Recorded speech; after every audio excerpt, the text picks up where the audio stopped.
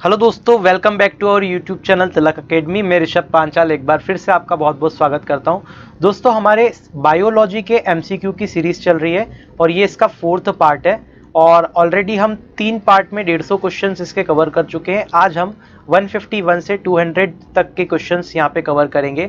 और दोस्तों यकीन मानिए, ये क्वेश्चन मैंने काफ़ी समय दे करके सिलेक्ट करे हैं, तो ये क्वेश्चन सारे प्रीवियस ईयर परीक्षाओं में आए हुए हैं, पीईबी की और भी अन्य परीक्षाओं में आए हुए प्रश्न हैं, तो सारे सिलेक्टेड प्रश्न हैं। तो आप इन्हें मिस मत कीजिए, ज़रूर से देखिए और अपने दोस्तों में भी ज़्यादा से ज़्यादा इस वीडियो को शेयर कीजिए और अच्छा लगता है तो वीडियो को लाइक करना ना भूलें। चलिए लेते हैं आज का पहला प्रश्न। तो देखिए, भारत की प्रमुख धान्य फसल है, तो ये जो भारत की प्रमुख धान्य फसल है ये चावल होगी। ठीक है, तो गेहूं, मक्का, चावल और ज्वार में से भारत में प्रमुखतः धान्य जो फसल है वो चावल है। आगे बढ़ जाते हैं। अगला प्रश्न, दालें किसका एक अच्छा स्रोत होता है? तो दालें जो होता है, आप सभी को पता होगा, ये प्रोटीन का बहुत अच्छा स्रोत होता है, वसा और कार्बोहाइड्रेट, सेल्यूलोज का नहीं, ये प्रोटीन का बहुत अच्छा स्रोत होता है, सोर्स ऑफ प्रोटीन। आगे देखते हैं, किस वनस्पति खाद्य में अधिकतम प्रोटीन होता है? कौन सा वनस्पति खाद्य ऐसा है जिसमें सबसे ज्यादा प्रोटीन की मात्रा पाई जाती है? तो ये है सोयाबीन। ठीक है, सोयाबीन में सर्वाधिक प्रोटीन पाया जाता है। आगे बढ़ जाते हैं।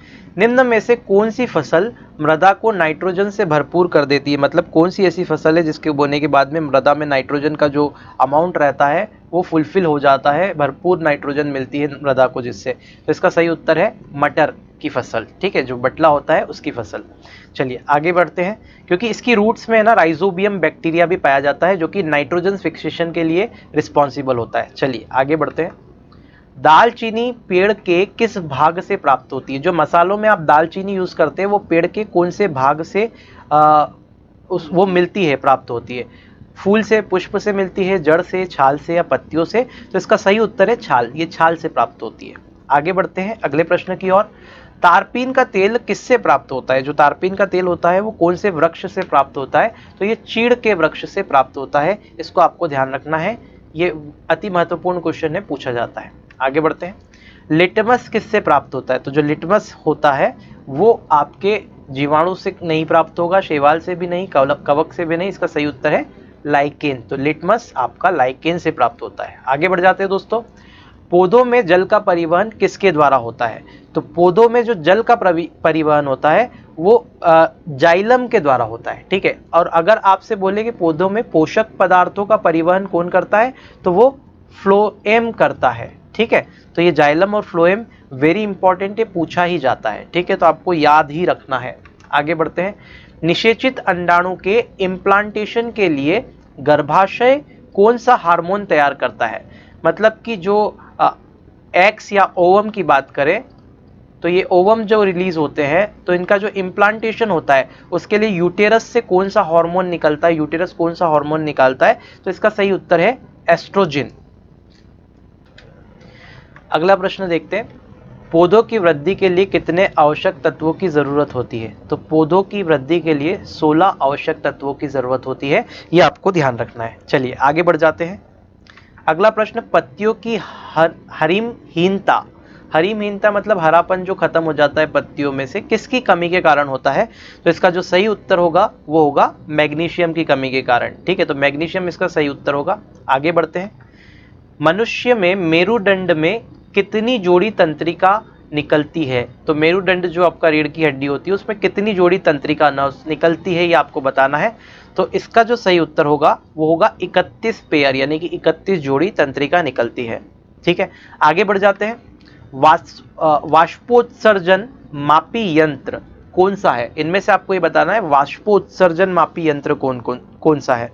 तो इसका सही उत्तर है पोटोमीटर। तो पोटोमीटर से वाष्पोत्सर्जन को मापा जाता है। ठीक है, आगे बढ़ते हैं। वायु एवं जल की क्रिया द्वारा भूमि का हटाव कहलाता है। तो वायु और जल से जो रिएक्शन होती है उससे जो भूमि का कटाव होता है उसे अपर्दन कहते हैं। ठीक है, आगे बढ़ते हैं। प्रकाश संश्लेषण की क्रिया निम्नलिखित में से कौन आवश्यक है? इस क्रिया में कौन आवश्यक है? मतलब फोटोसिंथेसिस की जो प्रोसेस होती है इसमें से कौन रिस्पॉन्सिबल है और आवश्यक है? तो इसका जो सही उत्तर होगा, देखो, प्रकाश संश्लेषण की क्रिया में क्या होता है, पौधे सूर्य के प्रकाश, कार्बन डाइऑक्साइड और क्लोरोफिल की उपस्थिति में क्लोरोफिल की मदद से अपना भोजन स्वयं बनाते हैं। तो सभी प्रकाश संश्लेषण की क्रिया के प्रमुख भाग हैं। ठीक है, आगे बढ़ जाते हैं। प्रकाश संश्लेषण की क्रिया में निम्नलिखित में से क्या बाहर निकलता है? तो प्रकाश संश्लेषण की जब क्रिया होती है तो उसका प्रोडक्शन किसका होता है? इस क्रिया में क्या बाहर निकलता है, क्या रिलीज होता है? तो ऑक्सीजन रिलीज होती है। ठीक है, तो पौधे जो है वो ऑक्सीजन रिलीज करते हैं, ये ध्यान रखिएगा, और हम लोग क्या करेंगे, कार्बन डाइऑक्साइड को रिलीज करते हैं। चलिए आगे बढ़ते हैं। प्रकाश संश्लेषण की क्रिया कब होती है? दिन में होगी, रात में होगी, दिन रात दोनों में होती है, या फिर दोनों में, दिन में होती है या फिर रात में होती है, इस तरह से। तो प्रकाश संश्लेषण की जो क्रिया है, आपको पता है कि सूर्य का प्रकाश इसके लिए रिस्पॉन्सिबल है क्रिया के लिए, और इसमें उसकी नीड होती है, तो ये केवल दिन में होगी। आगे बढ़ते हैं। श्वसन मापन यंत्र क्या कहलाता है? तो श्वसन मापन जो यंत्र होता है उसे रेस्पिरोमीटर कहते हैं। तो जिससे श्वसन आप मापते हैं, ऐसे यंत्र को हम रेस्पिरोमीटर कहते हैं। आगे बढ़ जाते हैं दोस्तों। प्रकाश संश्लेषण में हरे पौधों द्वारा कौन सी गैस छोड़ी जाती है? तो हरे पौधे कौन सी गैस छोड़ते हैं? अभी हमने देखा ऑक्सीजन को रिलीज करते हैं। ये रिपीट हुआ है क्वेश्चन अलग तरह से। चलिए आगे बढ़ते हैं। फल पकाने वाला हार्मोन कौन सा है? इस पे आप इंपॉर्टेंट लगा लीजिए। तो जो फल है उसको पकाता है इथिलीन। ठीक है, तो इथिलीन जो हार्मोन होता है वो फल पकाने वाला हार्मोन कहा जाता है। आगे बढ़ते हैं। पौधों की लंबाई में वृद्धि के लिए आवश्यक नहीं है। तो पौधों की लंबाई में वृद्धि के लिए क्या आवश्यक नहीं है? देखिए, नाइट्रोजन की आवश्यकता होती है, कैल्शियम और फास्फोरस की भी आवश्यकता होगी, सोडियम की आवश्यकता नहीं होती। तो इसका जो सही उत्तर होगा सोडियम होगा। आगे बढ़ जाते हैं। प्रकाश संश्लेषण क्रिया में मुक्त होने वाली ऑक्सीजन कहाँ से आती है? तो ये जो होती है वो जल से आती है। ठीक है, क्योंकि ऑक्सीजन जो होगी वो किससे मिलेगी? जल से आती है, जो पानी होता है उससे आती है। दोस्तों, अगर आपको क्वेश्चन अच्छे लग रहे हैं, देखिए मैंने खुद बैठ करके क्वेश्चन आप लोगों के लिए सिलेक्ट किए हैं। ऐसा नहीं कि बस डायरेक्ट उठा के डाल दिया, मैंने बहुत वर्क किया है इस पे, और देखे हैं, खुद छाटे इंपॉर्टेंट क्वेश्चंस को पढ़ने के बाद में कि कौन कौन से आपकी परीक्षा में आ सकते हैं। तो उस तरह से मैंने ये प्रिपेयर किया है, और 100% ये आपकी एग्जाम में मदद करेंगे। तो अगर आपको वीडियो अच्छी लग रही है दोस्तों, ज़्यादा से ज़्यादा अपने दोस्तों में शेयर कीजिए, और ऐसे ही क्वालिटी कंटेंट पढ़ने के लिए तिलक एकेडमी को अभी सब्सक्राइब कीजिए। चलिए आगे बढ़ते हैं। वह यंत्र जिसके द्वारा तने की वृद्धि दर सही रूप में नापी जाती है, वह यंत्र क्या कहलाता है? तो तने की वृद्धि जो है ऑक्सीनोमीटर से नापी जाती है। देखिए, पोटोमीटर नहीं होगा, अभी मैंने पोटोमीटर थोड़ी देर पहले आपको बताया, ऑटोमीटर भी नहीं है। रेस्पिरोमीटर से हम लोग श्वसन देखते हैं, श्वसन को नापते हैं। तो ऑक्सीनोमीटर से क्या नापा जाता है भैया? तो ऑक्सीनोमीटर में पौधों का जो तने की वृद्धि है उसकी दर को नापा जाता है। चलिए आगे बढ़ जाते हैं। पेड़ों की पत्तियों में पाया जाने वाला हरा पदार्थ क्या कहलाता है? वेरी इंपॉर्टेंट, इस पे लगा लीजिए फटाफट से। तो पेड़ों की पत्तियों में जो हरा पदार्थ पाया जाता है उसे हम क्लोरोफिल कहते हैं। ठीक है, अब ये क्लोरोफिल की मदद से ही प्रकाश संश्लेषण के थ्रू पौधे अपना भोजन स्वयं निर्माण करते हैं। पादप रोग का सबसे उत्तरदायी कारक कौन सा है? पादप रोगों का जो सबसे उत्तरदायी कारक है, मतलब कि रीजन है, वो कौन सा है? तो वो है फफूंद। जितना भी पौधों में रोग वगैरह होते हैं, मैक्सिमम रोग जो होते हैं वो फफूंदी के कारण होते हैं, यानी फंगस के कारण होते हैं। ठीक है, जीवाणु को बैक्टीरिया कहा जाता है, ये फंगस हो गया प्रोटोजोआ, और ये वायरस आपका। ठीक है, चलिए आगे बढ़ते हैं। पेड़ व पौधों का खाना तैयार करने की प्रक्रिया क्या कहलाती है? तो इसे हम प्रकाश संश्लेषण कहते हैं, और इंग्लिश में इसे फोटोसिंथेसिस कहा जाता है। तो ये भी इंपॉर्टेंट है, याद रखिएगा। निम्नलिखित में से कौन सा पादप हार्मोन बोने पौधे को लंबा कर देता है? It is very important. कौन सा ऐसा पादप हार्मोन है जो कि बोने पौधे जो रहते हैं उनको लंबा कर देता है, तथा फूल बनने में भी मदद करता है? फूल खिलाने वाला हार्मोन भी कहते हैं इसे। तो इसे जिब्रेलिन कहा जाता है। ठीक है, कौन सा हार्मोन होता है ये? जिब्रेलिन। चलिए आगे बढ़ते हैं। पादप हार्मोन है ये।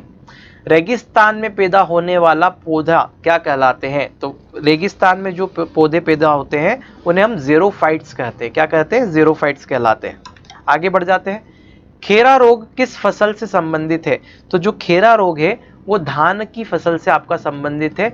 गन्ना, ज्वार और मूंगफली से कोई इसका रिलेशन नहीं है। ठीक है, मूंगफली में एक रोग होता है, वो मैंने आपको वीडियो में भी बताया है, आप मुझे कमेंट करके ज़रूर बताइएगा उसका नाम क्या है। ठीक है, देखते हैं कितना आपको याद रहता है। आगे बढ़ते हैं। खेरा रोग किसके कारण होता है? अब ये देख लीजिए। तो खेरा रोग जो होता है ना दोस्तों, वो जिंक, जस्ते की कमी से होता है। किसकी कमी से होता है? जस्ते की कमी के कारण होता है। ठीक है, आगे बढ़ते हैं। चाय में लाल रस्ट रोग किसके कारण होता है? तो चाय में जो लाल रस्ट रोग होता है वो आपका शैवाल के कारण होता है। कौन से शैवाल के कारण? तो हरे शैवाल के कारण होता है। ठीक है, ये आपको याद रखना है। आगे बढ़ जाते हैं। नींबू का कैंकर रोग किसके कारण होता है? नींबू में कैंकर रोग होता है, वो किसके कारण होता है? तो वो होगा हमारे जीवाणु यानी कि बैक्टीरिया के कारण वो होता है। आपको याद रखना है, वायरस नहीं, शैवाल नहीं, कवक भी नहीं, ये बैक्टीरिया के कारण होगा। आगे बढ़ जाते हैं। मिलीबग किस फसल से संबंधित है? तो ये जो मिलीबग है ये जो है आपका सरसों की फसल से संबंधित है। तो मिलीबग जो ये होता है रोग, ये किससे संबंधित है? तो ये सरसों की फसल से संबंधित है। आगे बढ़ते हैं। गेहूं से संबंधित रस्ट रोग पर कार्य करने वैज्ञानिक है। तो गेहूं का जो रस्ट रोग है उस पर कार्य करने वाले वैज्ञानिक का नाम आपको बताना है। तो ये काम किया था श्री केसी मेहता ने। तो ये वैज्ञानिक का नाम है केसी मेहता। आगे बढ़ते हैं। अग्नि नीरजा रोग किससे संबंधित है? तो ये फलों में होता है। तो ये अग्नि निर्जा रोग है, खासकर किस में होता है? सेब फल में होता है। तो सेब से संबंधित है, सेब फल में होता है। तो अग्नि निर्जा रोग का संबंध किससे होगा? सेब से। आगे बढ़ते हैं। कैंकर, सिट्रस कैंकर क्या है? तो सिट्रस कैंकर जो है ये नींबू का एक प्रसिद्ध कीट है, नींबू की एक प्रजाति है या नींबू का एक रोग है। तो सिट्रस कैंकर जो है एक प्रसिद्ध नींबू का रोग है। ठीक है, अभी जिसके बारे में मैंने आपको बताया, किससे होता है? जीवाणु से। चलिए आगे बढ़ते हैं। आलू में ब्लैक हार्ट का कारक कौन है? तो आलू में ब्लैक हार्ट जो रोग होता है वो किसके कारण होता है? पोटेशियम की कमी से होता है, बोरोन की कमी से होता है, तांबे की कमी से होता है कि ऑक्सीजन? तो ये ऑक्सीजन की कमी से होता है आलू में ब्लैक हार्ट। पादपों में बना खाद्य पदार्थ पौधों के विभिन्न अंगों में किसके द्वारा पहुंचाया जाता है? तो मैंने आपको बताया जल का जो ट्रांसफर होता है पौधों में वो जाइलम के द्वारा होता है, और खाद्य पदार्थ और भोज्य पदार्थों का जो ट्रांसफर होता है वो फ्लोएम के कारण होता है। तो इसका सही उत्तर है फ्लोएम। आगे बढ़ते हैं। पादपों में जल तथा खनिज लवणों का संचालन किसके द्वारा होता है? तो ये देखो, जल आ गया तो जल का मतलब क्या? जल, जाइलम, जल आ रहा है जल जाइलम में, तो ये से याद रखिएगा जाइलम। और खाना भोज्य पदार्थ में फ्लोएम आएगा। ठीक है, तो जिसमें जल आ रहा है जल, वो जाइलम होगा। चलिए आगे बढ़ जाते हैं। डेसिबल किसे मापने के लिए प्रयोग में लाया जाता है? तो जो डेसिबल है ये वातावरण में ध्वनि की तीव्रता को नापने के लिए प्रयोग किया जाता है। फिजिक्स में मैंने आपको बताया जिसे डीबी कहा जाता है। ठीक है, आगे बढ़ते हैं। वंशागति के अध्ययन से संबंधित जीव विज्ञान की शाखा जो होती है, वंशानुगति जो होती है उसके से संबंधित जो भी हम क्या करते हैं, जीव विज्ञान की शाखा जो होती है उसे क्या कहते हैं? तो उसे हम अनुवांशिकी कहते हैं, जेनेटिक्स। ठीक है, तो ये आपको ध्यान रखना है। आगे बढ़ जाते हैं। निम्नलिखित में से किसको अनुवांशिकी का पिता कहा जाता है? इस पे लगा लीजिए very important, father of genetics. तो ये मेंडल को अनुवांशिकी का पिता यानी कि जनक कहा जाता है। आगे बढ़ते हैं। जीन शब्द का प्रतिपादन किसने किया था? जीन शब्द जो है उसका प्रतिपादन जोहान्स ने किया था। किसने किया था? जोहानसन। जोहान्स नहीं है, जोहानसन है। ठीक है, तो जोहानसन ने किया था। ये साइंटिस्ट का नाम है, आपको याद रखना है। जीन्स बने होते हैं, तो जीन्स जो है वो डीएनए के बने होते हैं। किसके? डीएनए के। डीएनए का फुल फॉर्म अगर पूछे तो D oxy ribose nucleic acid इसका फुल फॉर्म होता है। आगे बढ़ते हैं। प्रयोगशाला में सर्वप्रथम डीएनए का संश्लेषण किसने किया था? तो ये प्रयोगशाला में सबसे पहले डीएनए का जो संश्लेषण किया था वो मिलर ने नहीं, डार्विन भी नहीं है। इसका सही उत्तर क्या है? खुराना। तो खुराना ने किया था। आगे बढ़ जाते हैं। किसके द्वारा अनुवांशिकता के विज्ञान को अनुवांशिकी कहा गया? तो कौन साइंटिस्ट ऐसे थे जिन्होंने जेनेटिक्स का जो साइंस है उसे अनुवांशिकी कहा था? तो अनुवांशिकी जो कहा गया था वो वाटसन के द्वारा कहा गया था। ठीक है, चलिए आगे बढ़ते हैं। अनुवांशिकी उत्परिवर्तन होता है, तो अनुवांशिकी उत्परिवर्तन होता है किससे? तो क्रोमोसोम। इसका जो सही उत्तर है वो क्रोमोसोम आएगा। ठीक है, क्रोमोसोम क्या होता है? तो कोशिका के जो केंद्रक में इस तरह से थ्रेड लाइक स्ट्रक्चर होते हैं। थ्रेड यानी कि ऐसे इस तरह से स्ट्रक्चर होते हैं, और इस क्रोमोसोम के अंदर क्या होता है? डीएनए, और उसके अंदर जीन पाया जाता है। ठीक है, जो कि हेरिडिटी के लिए रिस्पॉन्सिबल होता है ना? तो ये आपको ध्यान रखना है। चलिए आगे बढ़ते हैं। सेल नाम किस जीव वैज्ञानिक ने सर्वप्रथम दिया था? तो सेल यानी कि कोशिका जो है किसने सर्वप्रथम दिया था? तो ये नाम दिया था सबसे पहले रॉबर्ट हुक ने, और रॉबर्ट हुक को कोशिका का जनक भी कहा जाता है। आपसे पूछे केंद्रक की खोज, कोशिका की खोज किसने की थी? तो इसका सही उत्तर क्या है? Robert Hooke. ठीक है, रॉबर्ट हुक ने कोशिका की खोज की थी, ये इसका सही उत्तर होगा। अगर आपसे प्रश्न पूछा जाता है कोशिका की खोज किसने की, तो रॉबर्ट हुक। आपसे पूछा जाता है केंद्रक की खोज किसने की, तो आप क्या बोलेंगे? केंद्रक की खोज तो वो की है रॉबर्ट ब्राउन ने। तो रॉबर्ट हुक और ब्राउन में कंफ्यूज मत होइएगा, केंद्रक की खोज रॉबर्ट ब्राउन ने की है और रॉबर्ट हुक ने कोशिका की खोज की है। चलिए आगे बढ़ते हैं। कोशिका में प्रोटीन संश्लेषण कहाँ होता है? तो कोशिका में प्रोटीन का जो संश्लेषण होता है वो राइबोसोम में होता है। ठीक है, तो राइबोसोम आपको याद रखना है। आगे बढ़ जाते हैं और लेते हैं आज का आखिरी प्रश्न। 80% से अधिक सेल में पाया जाने वाला पदार्थ क्या है? सेल मतलब कोशिका की बात हो रही है। ठीक है, तो 80% से ज्यादा कोशिका में क्या पाया जाता है?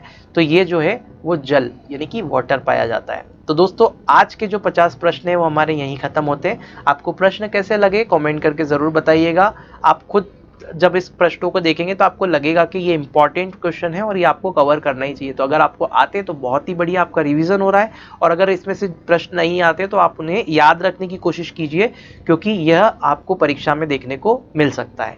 तो चलिए मैं मिलता हूं आपसे अगले वीडियो में, तब तक के लिए विदा लेता हूं। अगर वीडियो अच्छा लगा है, पहली बार देख रहे हैं, तो चैनल को सब्सक्राइब कर लीजिए और ज़्यादा से ज़्यादा अपने दोस्तों में शेयर कीजिए। मिलते हैं नेक्स्ट वीडियो में, तब तक के लिए जय हिंद।